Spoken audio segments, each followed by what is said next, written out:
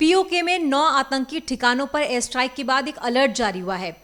Indigo और air India ने flights cancel कर दी है। अगर आज आपकी फ्लाइट है तो घर से निकलने से पहले लिस्ट आप जरूर चेक कर लें। पाकिस्तान पर एयर स्ट्राइक के बाद देश भर में ये अलर्ट जारी किया गया है। इसी बीच इंडिगो और एयर इंडिया ने अपनी कई सारी फ्लाइट्स को रद्द किया है। यात्रियों को अपनी यात्रा करने से पहले एडवाइजरी जरूर पढ़नी चाहिए।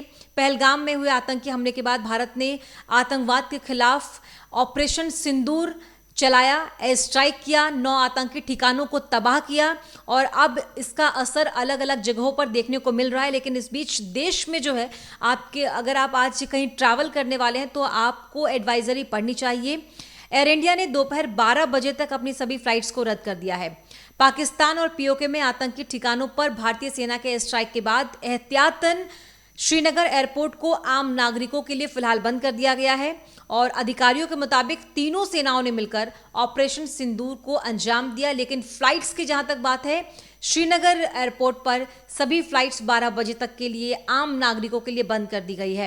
एयर इंडिया ने अपनी एडवाइजरी जारी करते हुए कहा है, मौजूदा स्थिति को देखते हुए एयर इंडिया ने अगले आदेश तक जम्मू, श्रीनगर, लेह, जोधपुर, अमृतसर, भुज, जामनगर, चंडीगढ़ और राजकोट के लिए अपनी सभी उड़ानें 7 मई को दोपहर 12 बजे तक यानी कि आज दोपहर 12 बजे तक के लिए रद्द कर दी है।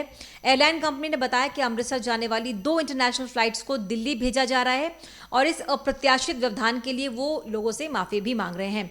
और इसी बीच इंडिगो ने भी अपने यात्रियों के लिए एडवाइजरी जारी की है। यात्रियों को अपनी यात्रा शुरू करने से पहले फ्लाइट से जुड़ी जानकारी जो है वो जान लेने के लिए कहा गया है। जम्मू एयरपोर्ट पर ये तमाम फ्लाइट्स जो है वो 12 बजे तक के लिए आम नागरिकों के लिए बंद कर दी गई है। अब बात इस एयर स्ट्राइक की। पाकिस्तान ऑक्यूपाइड कश्मीर पीओके में 9 आतंकी ठिकानों पर भारत ने हवाई हमला किया है। 9 आतंकी ठिकानों को तबाह कर दिया है। यहाँ पर जो बड़े आतंकी आका पनाह लिए हुए थे, यहाँ से बैठकर भारत में आतंकवाद को बढ़ावा दे रहे थे, आतंकी हमले कर रहे थे, प्लानिंग प्लॉटिंग कर रहे थे, उन सभी के अड्डों को, उन सभी के ठिकानों को पूरी तरीके से तबाह कर दिया गया। मुजफ्फराबाद, बाघ, गुलपुर, सियालकोट, मुरिदके, बहावलपुर, चकअमरू, भीमबेर, कोटली, इन तमाम जगहों को तबाह किया गया है। 15 दिन के बाद, पहलगाम हमले के 15 दिन के बाद ये स्ट्राइक किया गया है। इस 15 दिन में जो पूरी प्लानिंग भारत की तरफ से की गई है, भारतीय खुफिया एजेंसी रॉ ने सभी टारगेट की पहले पहचान की है, ग्राउंड पर जाकर काम किया गया है, एक एक ठिकानों को आइडेंटिफाई किया गया है, जिसके बाद प्लान में लश्कर और जैश के ठिकानों पर हमला किया गया है। यानी कि प्लानिंग के तहत प्लान वे में यह हमला किया गया है लश्कर और जैश के ठिकानों पर। और ये पुख्ता जानकारी है कि हमारी खुफिया एजेंसी रॉ ने इन सभी टारगेट्स को पहले आइडेंटिफाई किया है। श्रीनगर, पूरे कश्मीर में लगातार सेना का विमान अभी पेट्रोलिंग कर रहा है, क्योंकि जिस हिसाब से भारत ने एक बड़ा एक्शन किया है, एयर स्ट्राइक किया है, पाकिस्तान और पाकिस्तान ऑक्यूपाइड कश्मीर के आतंकी ठिकानों को तबाह किया, उसके बाद किसी भी जवाबी हमले के लिए भारत पूरी तरीके से तैयार है। श्रीनगर और पूरे कश्मीर में लगातार सेना का जो विमान है वो पेट्रोलिंग कर रहा है। ऑपरेशन सिंदूर के तहत बहावलपुर, मुरिदके, बाघ, कोटली, मुजफ्फराबाद, भारत ने पाकिस्तान और पाकिस्तान अधिकृत कश्मीर के जिन 9 आतंकी ठिकानों को तबाह किया है, उसके बाद से पाकिस्तान की बौखलाहट को देखते हुए और वो जवाबी कार्रवाई कर सकता है, जवाबी हमले भी कर सकता है, इसको देखते हुए, क्योंकि सीज फायर का उल्लंघन करना फिर से पाकिस्तान ने शुरू कर दिया। इसीलिए लगातार हमारे देश की सेना जो है वो तत्पर है, तैयार है सेना पर, सीमा पर पूरी तरीके से। पाकिस्तान इस पूरे स्ट्राइक को लेकर कई फिजूल की बातें कर रहा है, कई बेबुनियाद बातें कर रहा है। पाकिस्तान की मीडिया में, सोशल मीडिया में अलग अलग तरीके के झूठ फैलाए जा रहे हैं। वो झूठ क्या है समझिए। पाकिस्तान के inter services public relations ISPR के डायरेक्टर ने कहा है कि भारत ने 24 मिसाइलें दागी हैं। इंडियन आर्मी ने कहा है कि पाकिस्तानी सैन्य ठिकानों को निशाना नहीं बनाया गया है, बल्कि आतंकी ठिकानों को निशाना बनाया गया है। भारत की तरफ से जो प्रेस रिलीज भी जारी की गई है, प्रेस नोट जो है, उसमें साफ कहा गया है कि भारत का मकसद साफ है। भारत आतंकी ठिकानों को तबाह करना चाहता है, आतंक को पूरी तरीके से तबाह करना चाहता है, जड़ से खत्म करना चाहता है।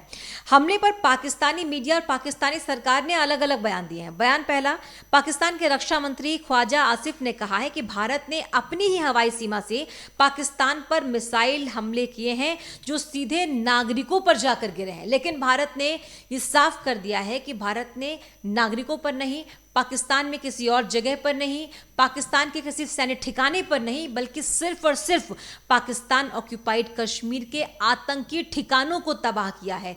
पाकिस्तान ऑक्यूपाइड कश्मीर में घुसकर ये एयर स्ट्राइक किया है, ना कि भारतीय सीमा के अंदर से एयर स्ट्राइक किया गया है।